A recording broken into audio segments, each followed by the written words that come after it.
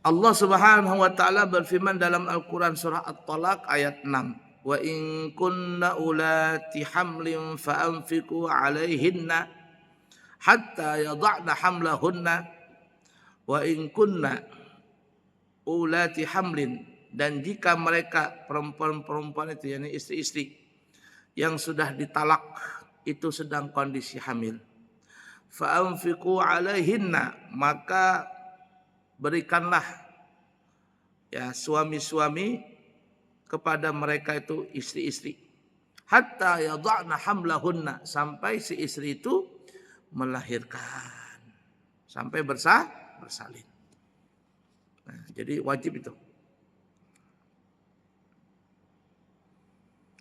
Baiklah ya, itu talak bain, talak 3 perempuan yang kondisi hamil. Kemudian yang permasalahan ketiga, perempuan itu ditalak bain, talak 3 nih ya, talak 3, tapi si perempuan itu tidak hamil. Nah ini pada umumnya begitu kan ya, ada yang ditalak 3, cerai 3, talak 3, tapi istrinya nggak hamil. Apa yang didapatkannya sang istri itu? Nah baik talak itu talak bain tebus ataupun talak bain tidak tebus. Nanti kita sebutkan talak bain sugra, talak bain kubra. Bagaimana itu nanti kita akan bahas. Nah, kalau perempuan itu ditalak 3 tapi bukan kondisi hamil, maka sang suami itu kewajiban yang dia mesti lakukan kepada istrinya yang ditalak 3 itu hanya mendapatkan tempat tinggal. Tempat tinggal. Selama berapa lama? Ya selama iddahnya perempuan itu. 3 kali bersih. 3 kali bersih. Nah, ya anggaplah 90 hari.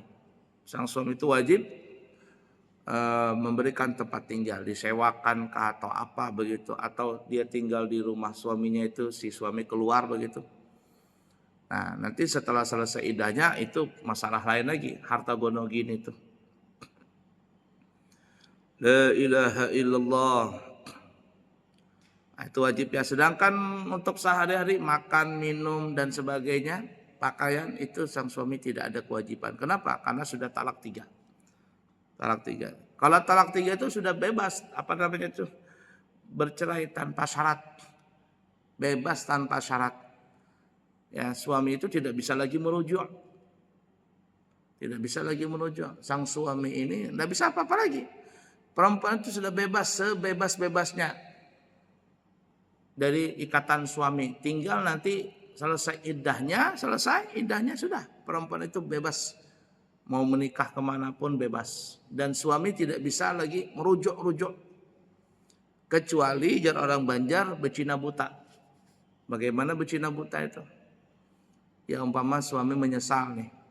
Ini terus terang ya, dalam kehidupan ini kami pribadi sudah berapa kali mendapatkan kasus seorang suami mentalak 3 istrinya itu. Baru-baru ini kurang lebih anggaplah dalam setahun terakhir ini ada orang datang. Orang datang, suaminya itu, istrinya bilang sama anak-anaknya datang. Suaminya ini sudah mentalak 3. Talak pertama, rujuk lagi. Talak kedua, rujuk lagi. Talak ketiga, selesai. Tidak pakai surat-suratan, cuman karena talak pakai mulut, ya sudah. Kena talak itu 3 kali. Tidak sampai juga di pengadilan agama, cuman secara lisan kena sudah. Talak 3. Datang istrinya gimana katanya. Ya mau bagaimana lagi sudah. Si istri mengaku sudah ditalak 3. Si suami juga mengaku sudah memang talak 3. Sudah mereka saling mengaku. Mau bagaimana lagi sudah. Tapi suami ini menyesal. Nah ya itu orang bercerai itu bahantu, sangat bahantu. Jadi orang Banjar itu bercerai itu bahantu. Jadi kalau sudah bercerai baru menyesal. Jadi mau gimana? Mau kembali lagi? Nggak bisa. Datang ke rumah kami itu, gimana guru? Nah itu dia gimana? Paksa pian becina buta. Becina buta dulu. Si perempuan tidak mau dia kawin dengan orang lain. Ada yang nawarin siap mau nikahin dia sebentar. Ibarat kata ya nikah sebentar, habis itu mungkin diceraikan lagi. Itu bukan hanya nikah ya, tapi nikah dan wajib melakukan hubungan badan. Kalau cuma menikah doang, tidak ada hubungan badan, tidak bisa. Dan hubungan badan itu harus ibarat kata jari masuk ke cincin. Kalau cuma nikah begitu, guring berabah bersama, tidak lakukan apa begitu, tidak bisa. Jadi ibarat kata harus jari masuk ke cincin. Itu mesti wajib dilakukan itu. Setelah melakukan tadi itu, nah kalau seandainya terjadi perceraian dari suami yang kedua, baru selesai iddahnya lagi, baru setelah itu sang suami pertama boleh merujuk lagi. Nah suami ini yang pertama ini sampai bilang tuh, sudah nikah sama siapa aja gitu nah. Nikah begitu sama siapa aja. Istrinya nggak mau, aku nggak bisa katanya. Aku nggak bisa. Kayak bagaimana gitu. Ya perempuannya baik aja enggak juga. Istrinya nggak baik, cuman suaminya aja terlalu pemarahan. Kalau sudah berkelahi itu kada ingat-ingat sudah. Istrinya dimarahin diam aja begitu. Nah itu suami hau-hau itu. La ilaha illallah, menyesal dia. Sampai akhirnya suaminya nggak tahan lagi sudah. Akhirnya apa dia?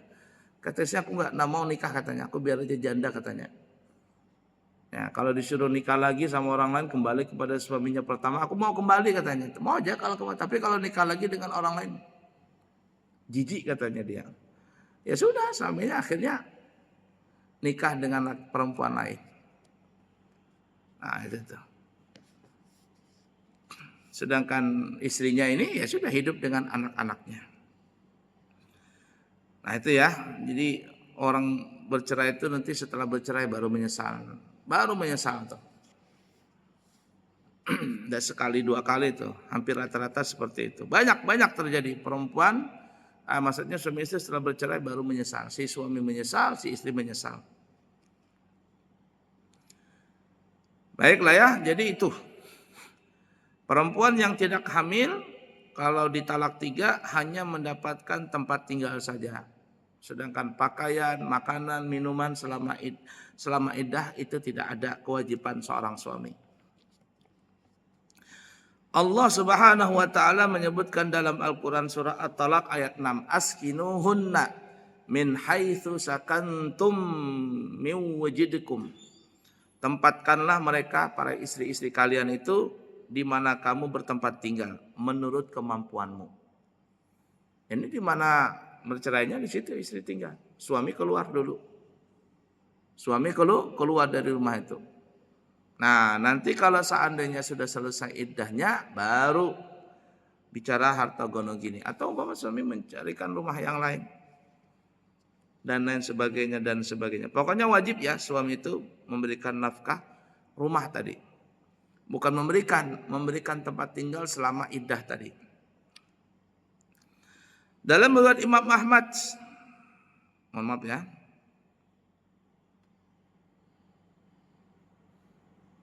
Pendapat yang lain mengatakan, pendapat yang lain ya, ada pendapat tapi ini pendapat kedua, yang ini tidak kuat. Kalau perempuan itu diceraikan talak 3, tidak kondisi hamil, maka sang suami itu tidak ada kewajiban sedikit apapun juga. Nah, ini ada pendapat kedua ini. Dan kuat juga, kuat. Ya, suami tidak ada kewajiban memberikan apapun juga selama iddah tadi. Ini pendapat kedua. Kalau pendapat pertama cuma rumah saja. Dikuatkan dengan hadis Imam Ahmad dan Imam Muslim. An Fatimah binti Qaisin, dari Fatimah binti Qais. Anin Nabi sallallahu alaihi wasallam, dari Nabi kita Muhammad sallallahu alaihi wasallam bersabda, fil mutallaqati thalathan qala laisa laha sukna wala nafaqatun. Nabi pernah berbicara tentang perempuan yang ditalak 3. Maka Nabi mengatakan bagi perempuan itu tidak ada hak baginya rumah dan juga tidak ada nafkah. Ini tidak ada kewajiban bagi suami untuk memberikan rumah, tempat tinggal dan juga nafkah. Bebas. Sebebas-bebasnya setelah ceraikan talak 3 selesai. Tidak ada apa-apa sedikit pun.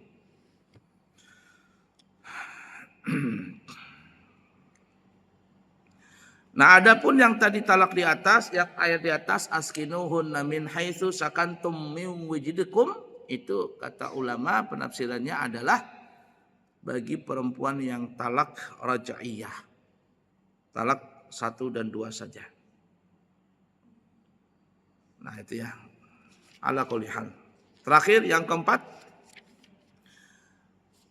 perempuan yang iddahnya itu iddah wafat. Tetapi perempuan itu tidak mempunyai apa namanya?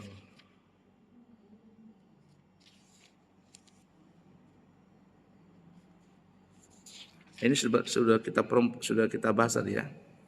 Yang keempat ini adalah perempuan hamil, tapi hamilnya itu bukan dari suaminya. Mohon maaf salah ya.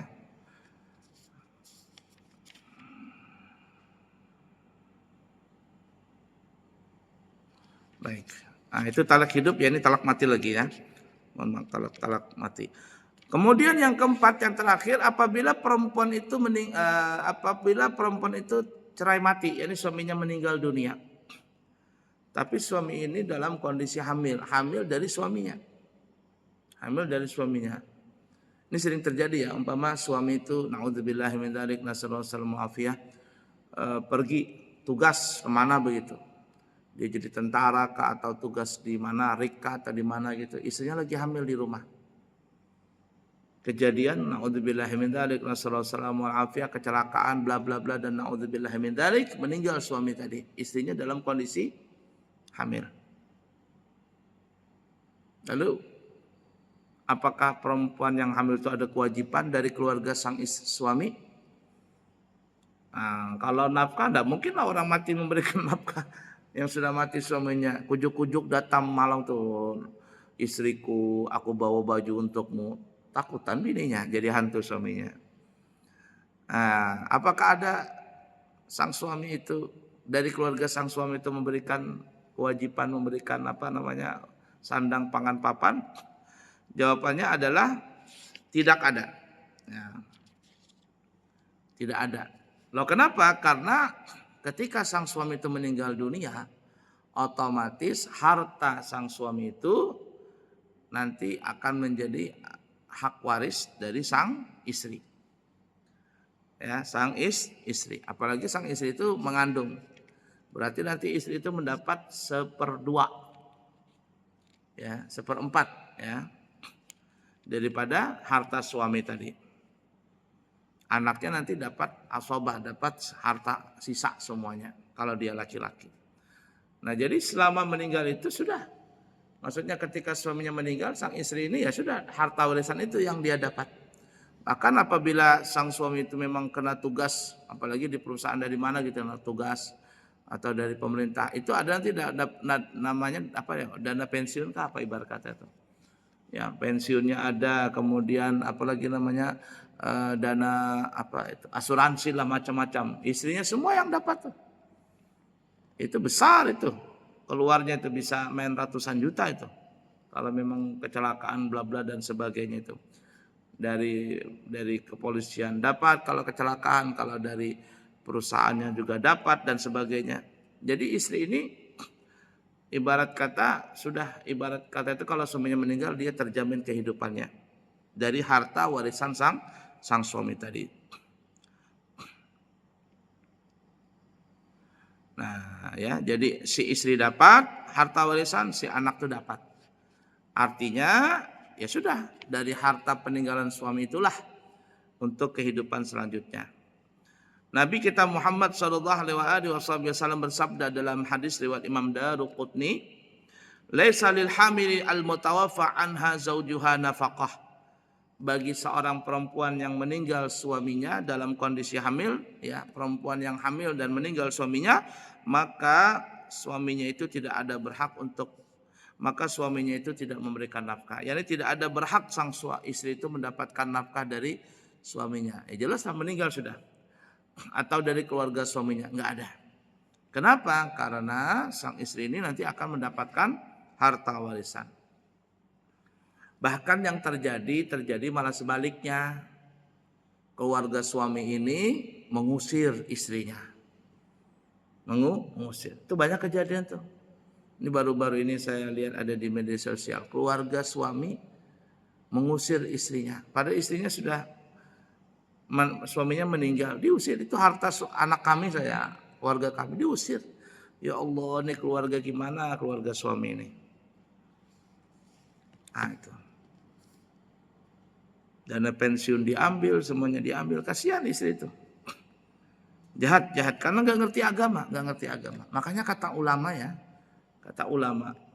ilmu yang pertama kali diangkat nanti, yakni dihilangkan dari muka bumi ini, atau mungkin ilmunya masih ada tapi nggak terpakai, itu adalah ilmu faraid, ilmu pembagian harta warisan.